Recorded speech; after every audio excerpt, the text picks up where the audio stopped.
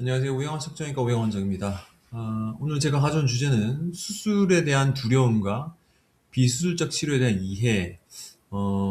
이 겨울 들어서 수술 건수가 많이 늘어나죠. 특히나 이제 어, 날이 추워지고, 환자분 여름 때는 이제 씻기도 좀 힘들고, 그리고 방학 시즌 통해 가지고 성형외과 수술이라든지 정형외과 수술을 많이들 시행하는데, 수술이 이제 꼭 필요한지에 대한 내용을 제가 준비해 봤습니다. 일단은 수술이 좀 두렵죠. 많은 사람들이 막연한 두려움, 병원을 방문하는 걸 주저하는데, 뭐 병원 안 간다고 병이 없는 건 아닙니다. 그래서 저희 환자들, 하지만 이제 10명을 이제 통계로 보면은, 디스크 같은 경우는 어제 보니까, 이동희 원장님이 넣은 제미나이 통계 보니까 1% 되는데, 즉, 열의 9 정도는 수술 없이 효과적으로 치료를 받을 수 있습니다. 제대로 치료받는다면요. 그 수술 통계 보면은 90%는 환자분 중 이제 수술 없이 회복할 수 있고, 그다음에 열에 한 명 정도는 수술이 반드시 필요하게 돼서 결국은 10% 정도는 수술이 필요하게 되는데, 그 외적인 부분 90%는 이제 수술 없이 치료할 수 있는 거죠. 그래서 비수술적 치료의 로드맵 보시게 되면은 칼을 대지 않고 이제 몸의 조직을 최대한 보존하며 치료하는 방법, 시술 포함입니다. 그래서 처음 치료는 약을 먼저 먹어야 되죠. 물론 정형외과 약이 살찐다고들 하시는데, 그 반드시 이제 그 소염제 말고도 신경 조절하는 약들, 그리고 섬유근육통약, 그리고 어 근막 통통 증후군을 조절하는 약도 있거든요. 그래서 약 조절은 처방하는 그 의사의 그런 경험과 어떤 증상 때 어떤 걸 치료하면 될지에 대한 판단으로 반드시 이제 소염제 말고 나머지 다른 약을 좀 적절히 조합하게 되면은 초기에 좀 잡을 수 있고요. 더불어 최근에 좀 관리급여 이슈가 있는데, 도수 치료, 그 체해 충격파, 이게 뭐 좋은 치료입니다. 하지만 이제 그 정형외과 아닌 과에서 이걸 좀 이상한 용으로 사용하게 되면서 좀 문제가 되고 있는데, 어쨌건 통증 환자분의 이제 도수 치료하고 체해 충격파는 초반에 혹은 이제 병변에 맞는 치료한다면은 조직 재생과 통증 완화에 도움이 많이 되겠죠. 그리고 주사 치료, C암 혹은 이제 초음파 유도하는데, 이게 신경 통증 유발 신경 염증 완화하는 약을 주입하고 인대도 강화해주는 주사를 하기 때문에 도움이 될 수밖에 없습니다.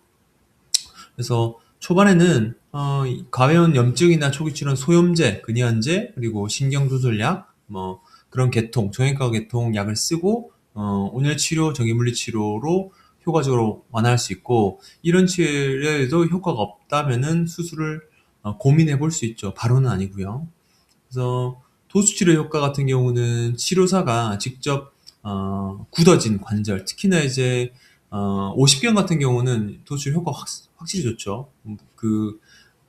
본인이 이제 운동하기에는 통증이 너무 심하니까 관절 가동 범위를 회복할 수 있게는 도수치료가 많이 도움이 주고, 그리고 뭉친 근육을 풀어주기 위해 이제 밸런스 회복, 그리고 운동 치료에 대한 그런 재활 치료에 대한 지식을 전달하기 위해서 도수치료가 효과가 많이 좋습니다. 충격파, 이 석회병변인 거하고 이제 염증 발현 있는 거에 효과가 많이 좋죠. 그래서 손상된 힘줄, 인대에 고주파의 충격파를 전달해가지고 조직 재생, 특히 테니스 엘보라든지 족저근막염, 어깨에 있는 석회성 건염 같은 경우도 도움이 많이 됩니다. 그 주사 치료 보면 염증 완화 주사가 처음 있는데, 이 주위에 이제 스테로이드를 쓰기도 하고, 그다음에 항염 작용할 수 있는 좀 약한 스테로이드 혹은 그와 다른 계통의 약을 쓰면서 염증 완화를 좀 도움이 될 수 있고요. 인대 강화는 DNA나 프롤로, 그리고 뭐 그 인대 성분을 직접 넣는 콜라겐 주사도 재생을 촉진할 수 있죠. 그래서 주사 같은 경우는 초음파, C암 유도하에 정확하게 이루어지고, 관절 강내에 넣는 거는 초음파로 하는 분도 있는데, 이제 정형외과 의사들은 대부분 수술을 이제 할 때 어디 포탈로 이제 관절을 들어가지 않으니까 그쪽으로 투입하게 되면 굳이 불필요한 작업 없이 주사를 정확하게 넣을 수 있습니다. 시술 같은 경우는 이제 척추에 하는 거는 뭐 신경소현술, 초간부 열치료술 등이 있는데, 이 최소 침습적 접근법이죠. 그래서 카테터가 신경통으로 들어가가지고 신경 주위를 풀어주는 거고, 수면 마취 혹은 국소 마취를 해가지고 흉통은 남지 않죠. 그리고 수술 방법은 3개월간 이런 비수술적 치료를 했는데도 효과 없을 때, 그리고 응급 상황, 팔다리 마비라든지 대소변 장애 있을 경우는 수술이 필요하게 됩니다. 그리고 관절 같은 경우 염증으로 인해 가지고 통증이 더 극심해지고 폐혈증 가능성이 있는 경우 수술이 좀 빨리 필요할 수 있죠. 그래서 수술이 반드시 필요한 경우 보통 3개월 정도 봅니다. 근데 3개월을 그냥 뭐약 먹다 안 먹다 이렇게 하면 3개월이 아니고 집중적으로 약도 써보고 주사도 해보고 물리치료도 해보고 시술까지 해봤는데 효과 없다. 그러면 수술적인 치료를 고민할 수 있겠죠. 그리고 응급상황 아까 말씀드린 척추 같은 경우는 대소변 장애하고 마비 있고 관절 같은 경우도 염증으로 인해 가지고 뭐 침을 맞았는데 관절이 완전 부었다든지 그리고 뭐 스테로이드 주사 많이 맞았는데 관절이 띵띵 부어서 고름이 나온다. 이렇게 되면은 폐혈증으로 갈 수 있기 때문에 반드시 응급상황을 고려해야 됩니다. 보존 치료 중에서 일단은 수술 아닌 보존 치료로 환자분의 이제 몸 상태가 알아서 우리가 자생할 수 있기 때문에 수술에 대한 두려움으로 고통을 참는 것보다는 적절한 치료법으로 대응해 가는 것이 좋을 것 같고요.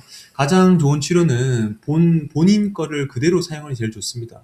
치과다 보면은 이제 임플란트를 막 하다가 요새 보니까 좀 유행인 게 자기 치아 살리기 뭐 치과 그런 것도 있던데 어쨌건 본인 거가 제일 좋으니까 이에 대한 거를 보존해서 가장 오래 쓰는 게 좋고 수술에 대한 막연한 두려움으로 병원을 안 찾는 것보다는 어, 참고 병을 키우지 말고 일단 저희가 전문의랑 상의하셔가지고 이게 수술이 필요한지 안 필요한지에 대한 적절한 조언을 받는 것이 중요할 것 같습니다. 제가 어제도 그 환자분 왔는데 수술 놓친 케이스를 제가 좀 보내드렸거든요. 그래서 이게 과연 이 그 뭐 다른 치료, 그러니까 정형외과 치료뿐만 아니고 뭐 통증 요양과들을 막 돌아다니면서 치료해도 되는 질병인지 아니면은 빨리 가서 뭔가 조치를 해야 될지에 대한 감별은 수술해본 사람밖에 알 수 없습니다.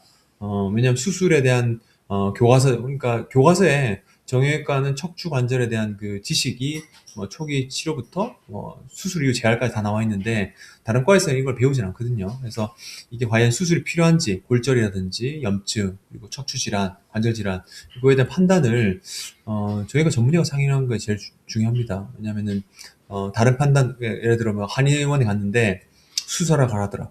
그분들이 수술을 해본 적은 없죠. 그러니까 제가 그 과를 무시하는 건 아니고 결과적으로는 이게 내가 그냥 일반 치료, 침 맞는 거 이런 건 상관없습니다. 하지만 내가 수술이 필요한 상태인지 아닌지가 궁금하거나 너무 아픈데 수술이 필요해야 되지 않느냐 이런 판단을 그 의사 선생님한테 받을 수는 없거든요. 한의사나. 그래서 그런 거 관련한 수술하는 과를 전공하는 의사한테 받아야겠죠. 정형외과 전문의하고. 그래서 척추는 뭐 신경외과한테 받으셔도 되고 어쨌건 그 수술했던 그 수술에 대한 그 교육을 받은 수술을 해본 경험 있는 그런 의사하고 상의하시는 것이 시기를 놓치지 않는 그런 환자분의 그 관절과 척추를 살릴 수 있는 그런 기회인 것 같습니다. 오늘 시청해주셔서 감사하고요. 내일 또 뵙겠습니다. 감사합니다.